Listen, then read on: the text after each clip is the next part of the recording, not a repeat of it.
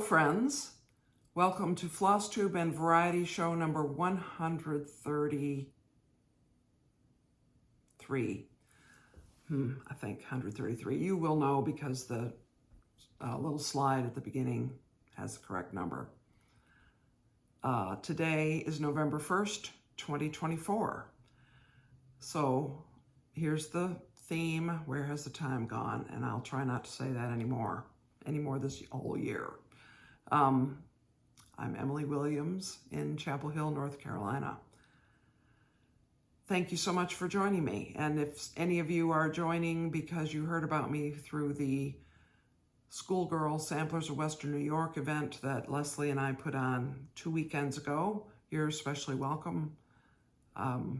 This is going to be a little more typical, although I am going to tell some family stories from my mother's family as most of the, or maybe all of the variety show portion today. But Flosstube means cross stitch, variety show means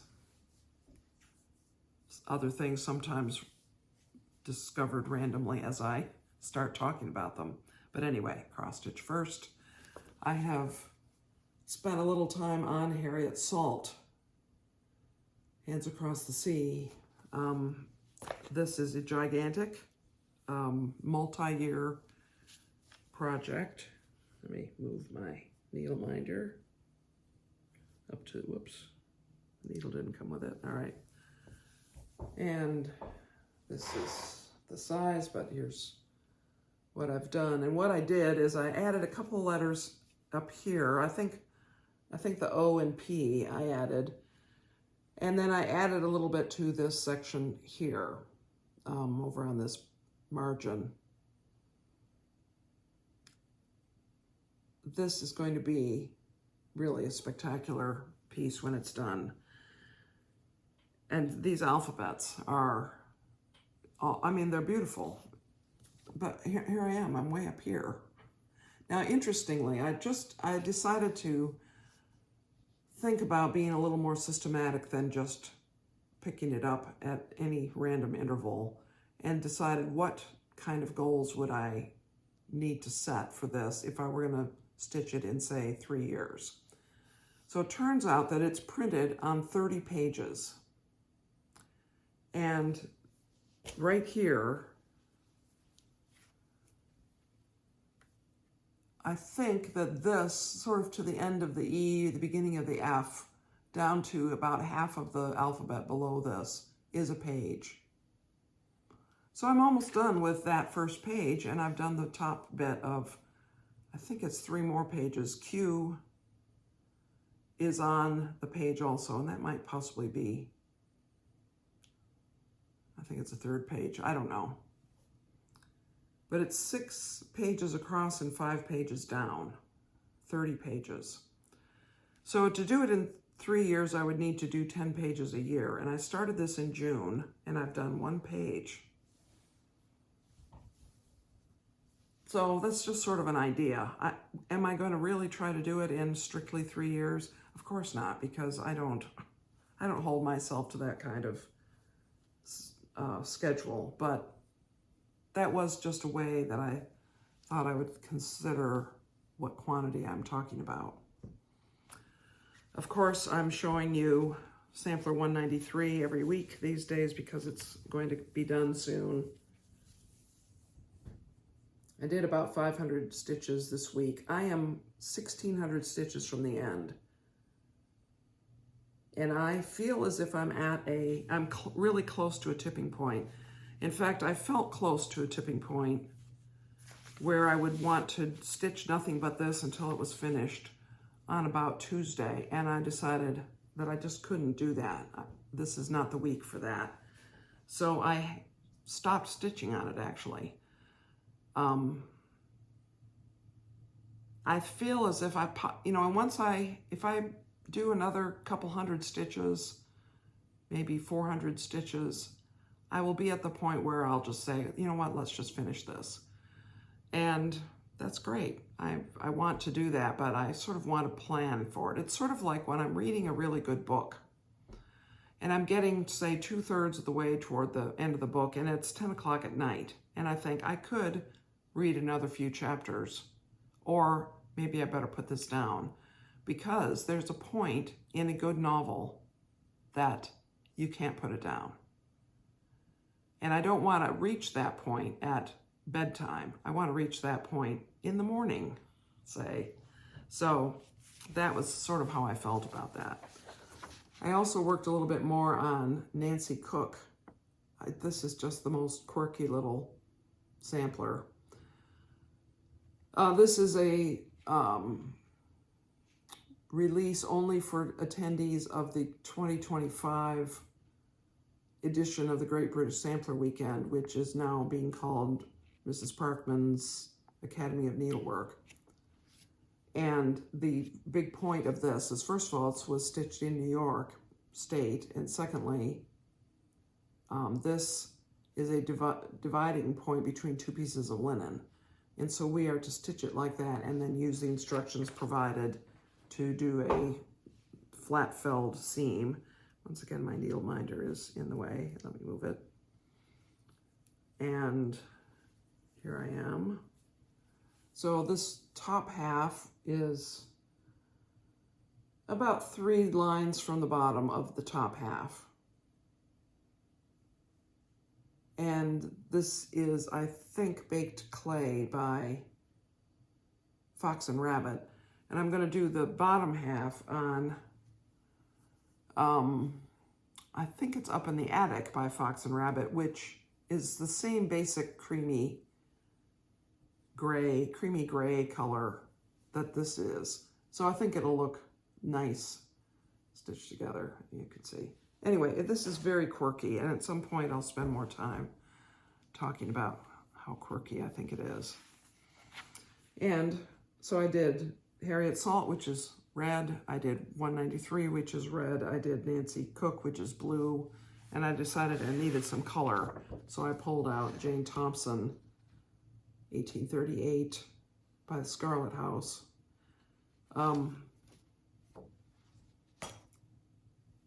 When I work on this, I just want to keep going on it. So far, I haven't succumbed to that.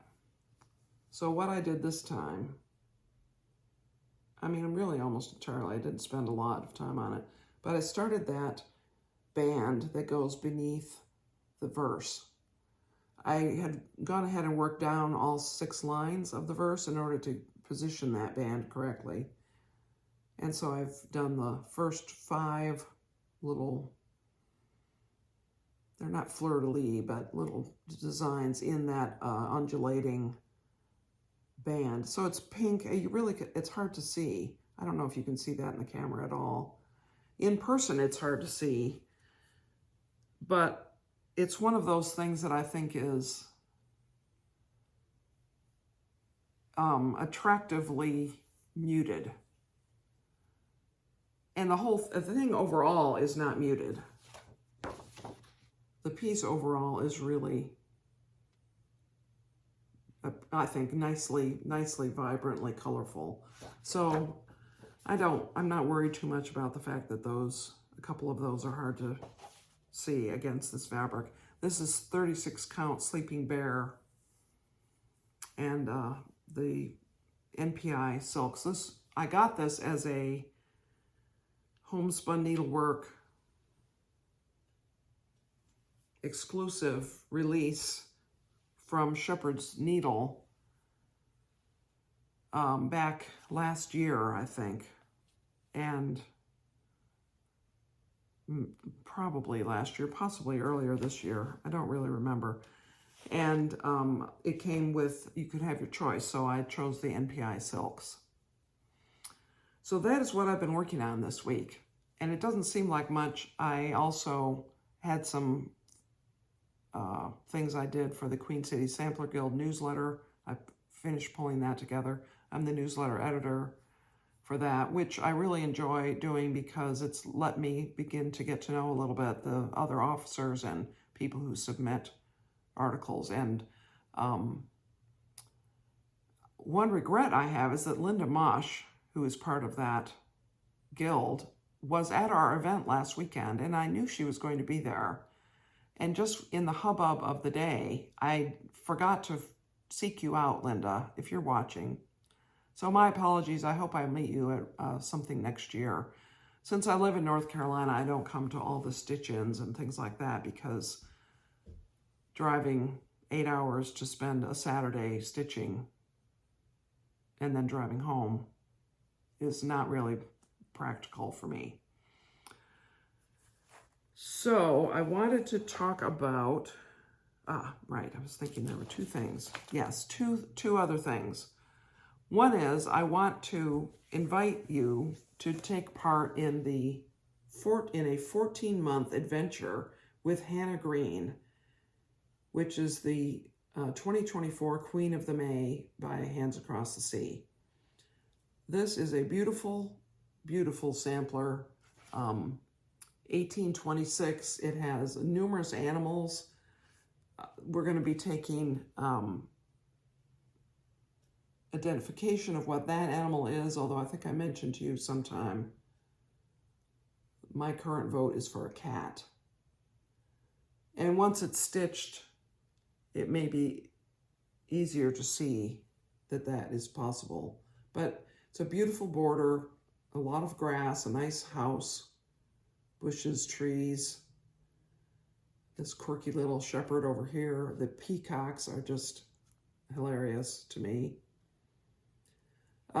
The specialty stitches are rice stitch in the bases of each of these urns.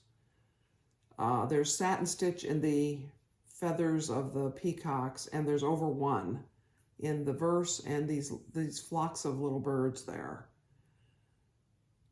And so I've begun to pull together my materials. Leslie and I, as I think I mentioned last time, we split a piece of just the ticket. This is 36 count, just the ticket. And I am going to do it in DMC except for the over one. And it happens that I have the two colors in 103, which I'll hold them together. I don't know if you can tell that one is black and one is really dark green. The verse is the dark green and the birds are black. And I've really tried to scrutinize the chart, and I'm pretty sure that is all the over one in here. It's just the verse and the birds. So, Leslie, I'll send you some of this. Certainly the black. So don't buy the black if you think of, you might do the over one in 103.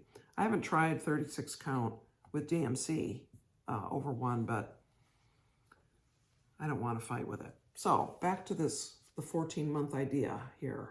I think I mentioned this before.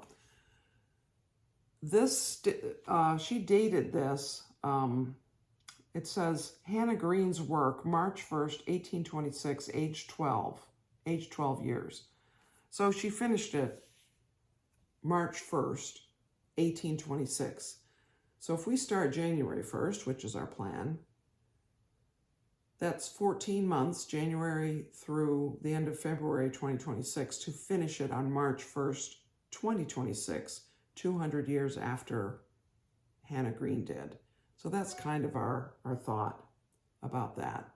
And so anyway, if you want to join us with this, I wanted to give you plenty of time to get the chart and to pick out your fabric and get your threads together and everything. I am going to have available somehow a division of this into 14 segments. And I did one that Leslie and I sort of agreed on. I'm not fully committed to that particular one, but my goal in what I did before was to not have the last 4 months of our stitching be this massive lawn. To do some of the full coverage section along with other aspects of it, and also to not have the entire over one section as 1 or 2 months work, because some of us are not as fond of over one as others, and that would be a real barrier to completing the sampler. So I had divided these are 6 lines of the verse, then there's her name, and then there are the birds, that those were, I think, 3 sections along with, and with them was a flower urn or a section of grass or something like that. Of course, you can stitch it any way you like at all. And even if I divide it up, while I'm stitching it, I might not obey myself, and Leslie may not obey me either. So that was one thing I wanted to show you that's a future thing. And the other is, I got in the mail just now, in fact, I have not fully opened it, the exclusive by Robin Laukoff, I think, maybe is how she says her name, that was offered through Hobby House Needleworks through the Homespun Needlework Facebook group. And it just came, and so here's the chart. Well, I should say the chart and the instructions for making the little items. So it's not just a chart. So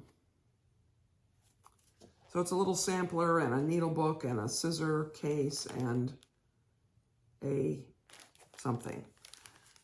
And I haven't opened this. This was how the other stuff, the thread and fabric and so on, were packed. It's a nice little Hobby House Needleworks zipper pouch. So let's see what's in here.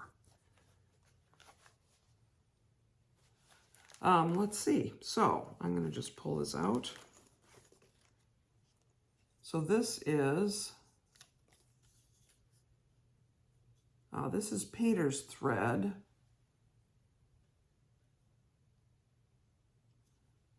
Which is in the color Kirschner. It's cotton and it's dyed. So it's a variegated spool thread, and this is sort of a dark purple color. So that's interesting. I've never worked with that. And here are,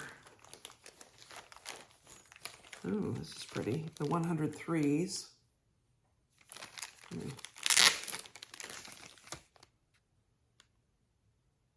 It's a nice purple, nice gold in there, a couple of turquoisey things. Sorry for my computer making noise. I should make the volume stop. Okay. Oh, yeah, this is the special thing. Oh, it's cute. Oh, it's cute. There's a little thimble and a little purple button and one of those things. I don't know what it's called. By Sampling of Memories. So I guess it's for zipper pull, maybe. That's cute. Tiny little thimble. And here's the linen. And I don't remember what this is supposed to be on.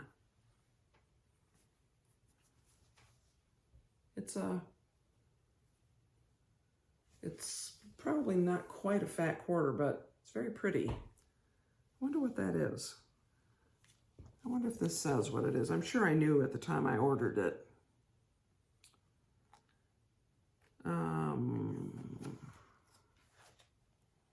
So it's it's 103s.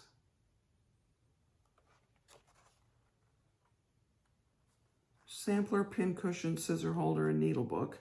And there's a diagram that shows how to lay it out so you have the fabric is enough. Oh, there are a lot of specialty stitches in this. That'll be interesting. Let's see, there's queen stitch and satin stitch and rice stitch and long or straight stitch, because they're thistles that have little fuzzy things on them.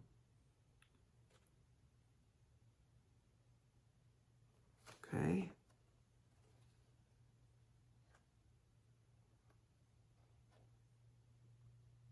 So this is going to be interesting. As I say, I haven't really looked at it, sorry. where to use the painter's threads for I don't know what. And there's also this lovely lavender fabric. This is cotton, which is, I'm sure, for the backing of things. So this is nice. It's a pretty fabric. I don't know what it is. It doesn't look like dirty teacup.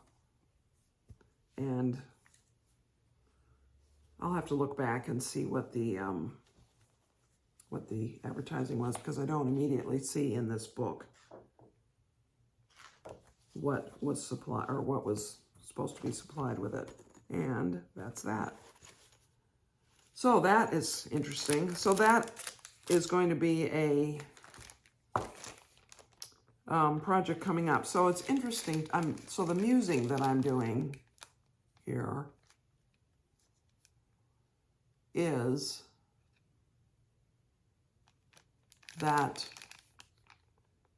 I started Hannah Campbell, which I haven't shown you in quite a while, but I did. Originally, I started it on 36 count ballet slippers by Fox and Rabbit with 103s, and I didn't really love the coverage. So I ordered the Soie d'Argent and love the coverage.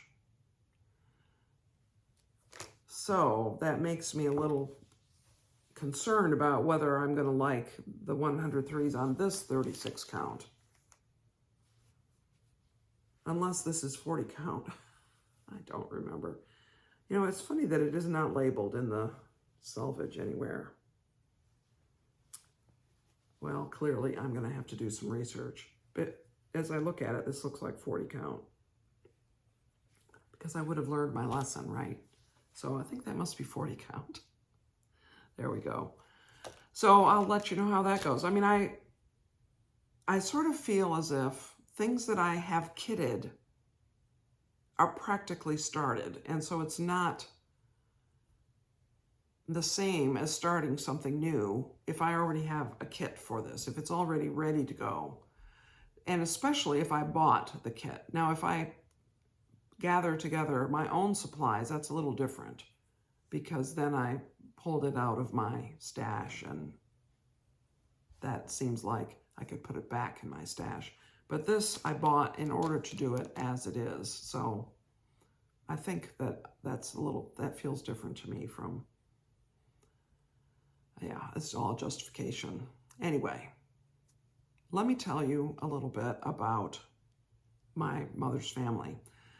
So I am going to have to re-listen to this part of the video when I edit it a little more carefully so that I put the pictures that I mention in at the right place. But first of all, I'm going to put a picture in of the cross stitch that I did of the house that I lived in from age 12 to when I got married. And this is in Leroy, New York. It's 12 Church Street, Leroy, New York. And I've shown this picture before. This is a cross stitch I did from a photograph of the house.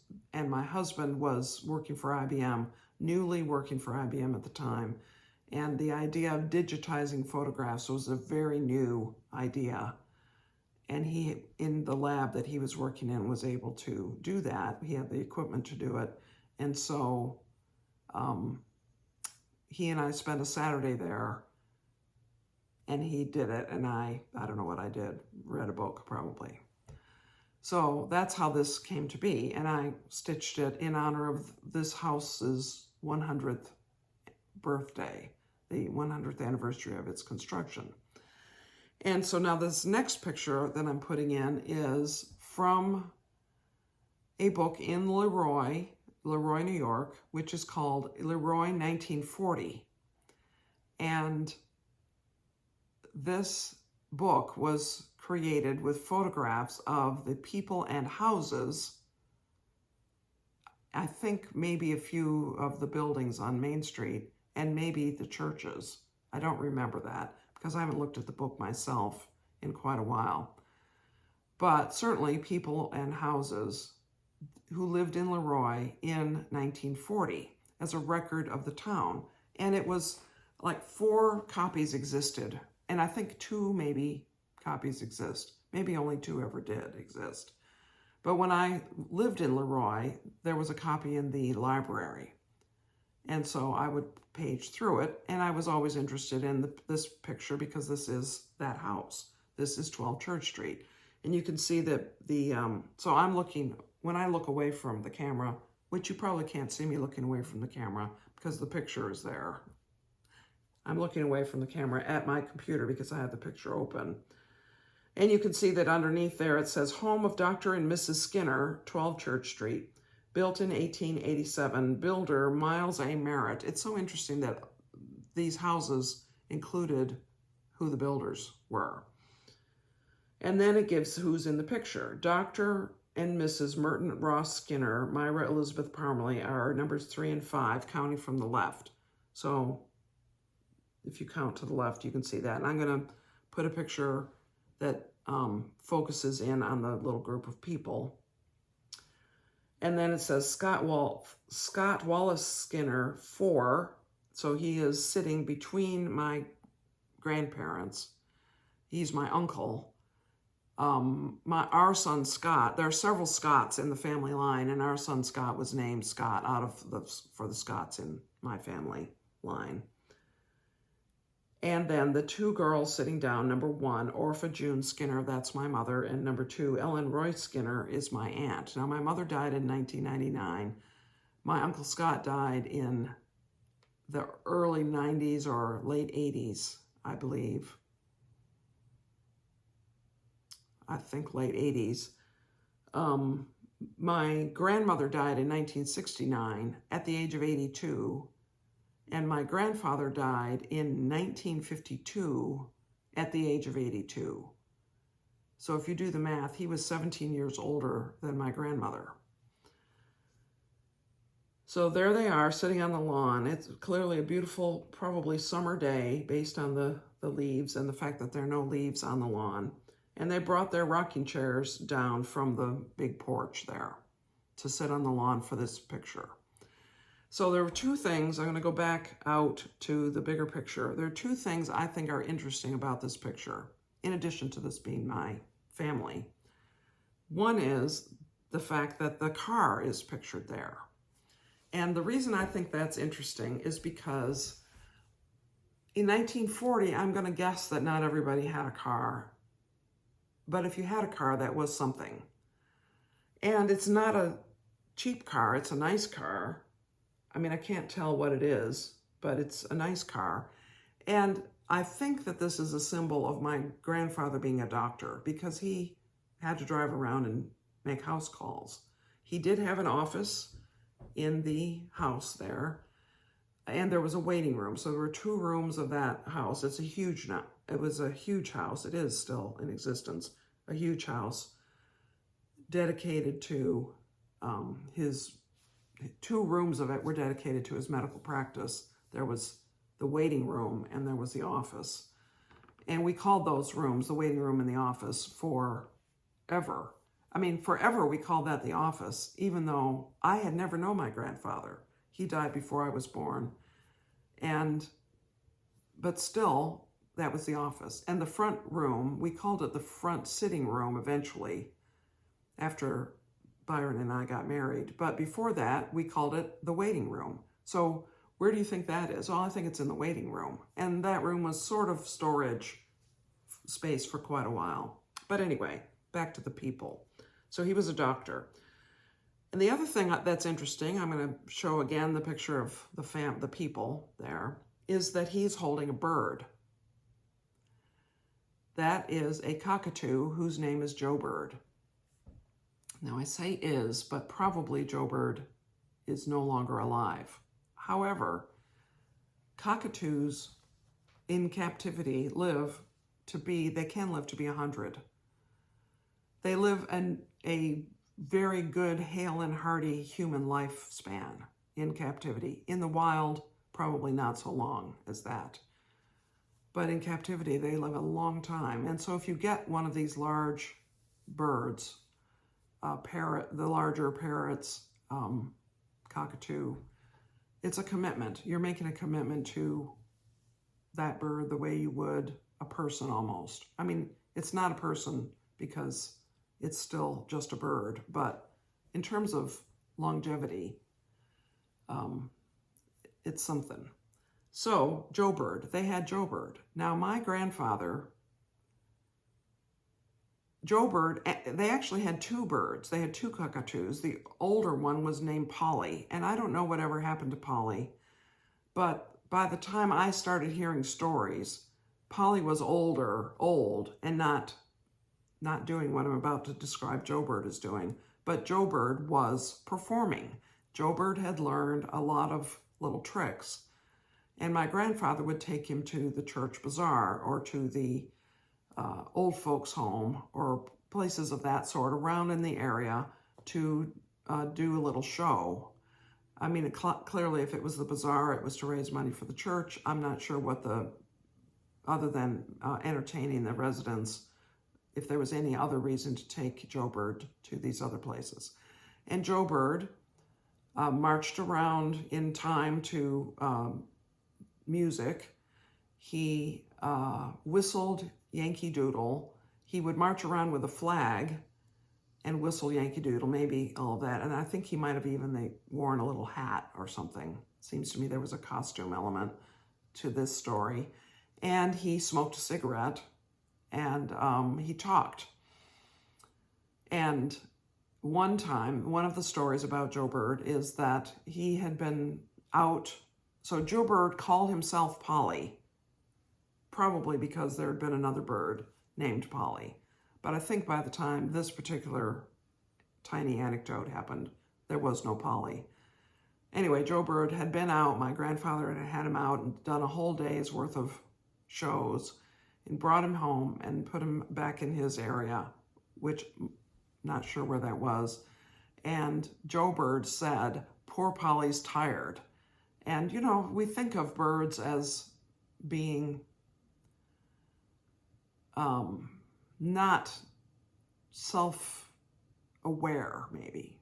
But it seemed as if Joe Bird at that time had had a long day and said that he was tired. So that's one little story. Another story about Joe Bird. So I'll tell you another story about Joe Bird in a moment. But in the meantime, in 1952, as I said, my grandfather died. Now, he had been a doctor in town, and he had been a doctor during the Depression. And he did not refuse to treat people or deliver their babies or stitch up their cuts or set their broken limbs because they couldn't pay him. And they gave him what they could. They gave him bushels of potatoes or, you know, a piece of their pig that they had just slaughtered, or, you know, a few dozen eggs from their chickens. And so my family, my mother and aunt and uncle did not suffer the uncertainties as much during the Depression as many people did, because my grandfather was a doctor and people still needed a doctor, and they recognized the value of having a medical person, and so they did what they could. So anyway, this happened throughout the 1930s. My mother was born in 1929, so her early childhood included this.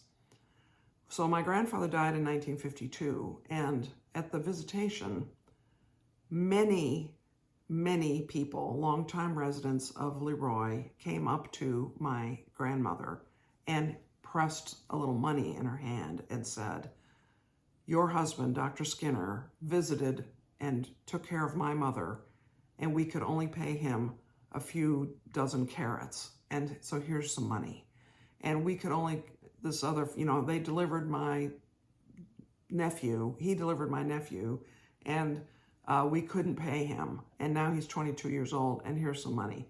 And all of these stories, all of these testimonies of my grandfather's care for that family, or that something about that situation in terms of his doctoring, and they gave my grandmother money, and thousands of dollars overall she was given by people in town who were grateful for my grandfather's care of their family back in the Depression. So that was really something.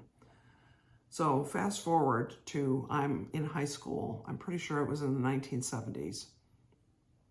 We were living in Leroy by then. And in this house, there was a little newspaper article that somebody that my mother knew down in Florida clipped out of the newspaper and sent to her. I'm pretty sure that's how this happened. And what this article said, it was just a little piece, you know, one of those little community interest kind of pieces. And it said that the such and such nursing home residents were treated to a performance by so-and-so's cockatoo, who whistled Yankee Doodle and smoked a cigarette and marched up and down with an American flag and said whatever he said.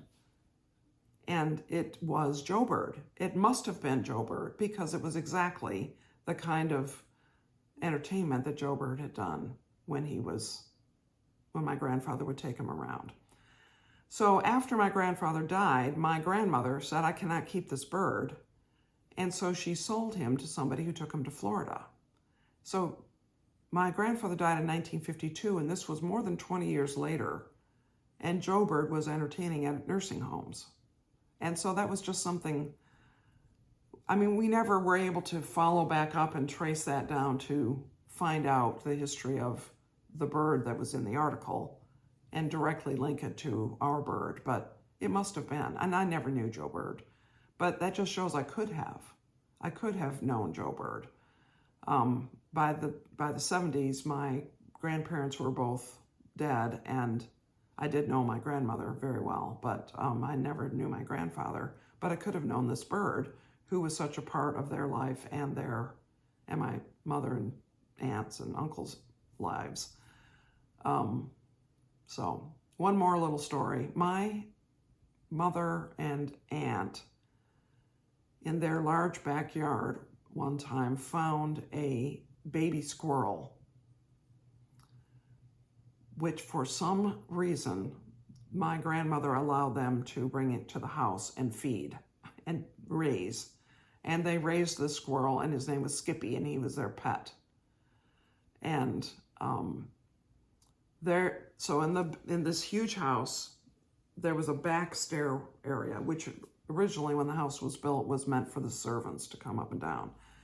But the stairway existed, and it was open to the rest of the house. So my mother and aunt, who had a bedroom, or I can't remember if they shared a bedroom or not, but they had bedrooms, of course, a bedroom or two bedrooms upstairs. And they would sneak that squirrel up to their room to play with him after they were supposed to be in bed. Well, there was company in the house, and they'd heard my grandfather say, yes, the kids have, or probably he didn't say kids, our children have a pet squirrel named Skippy. Let's walk out to the conservatory and I'll show him to you. So suddenly my aunt and my mother had to race down the stairs with Skippy and put him back in his cage where he was supposed to be instead of where he was in their bed.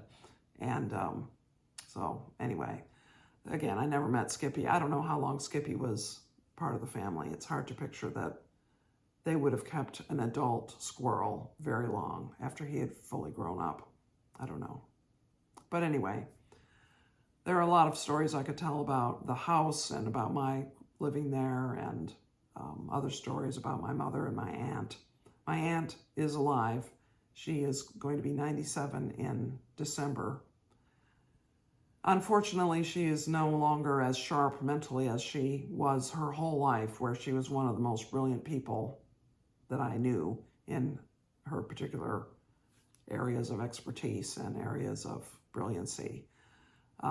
So it's kind of sad to see that decline in her mental state, but she's still enthusiastic and bright and cheerful. And when I have been with her, we were there this past summer. It was such a delight to be with her.